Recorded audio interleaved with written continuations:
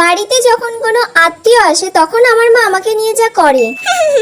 এই মানু, ও বাড়ির পিসিমারা এসছে, চল একবার দেখা করে নিবি চল। মা আমি কি করব ওখানে গিয়ে? তোকে খুঁজছে ওরা, তাই তোকেই যেতে হবে।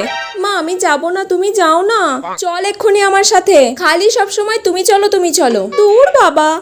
তাহলে এখন মেয়ে কিসে পড়ছে? হ্যাঁ ও তো এখন কলেজেই পড়াশোনা করছে। বাহ খুব ভালো, অনেক বড় হয়ে গেছে। আমি যখন দেখেছিলাম সেই ছোট্টটি ছিল। তা মা ভালো আছো তো? হ্যাঁ ওই আছে, পড়াশোনার তো খুব চাপ। তাহলে কিসে করে যাতায়াতটা করো? বাসেই করো নাকি ট্রেনে?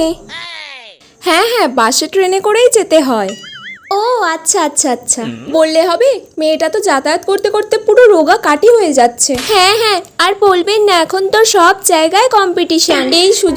এই সুযোগে আমি এখান থেকে কেটে পড়ি।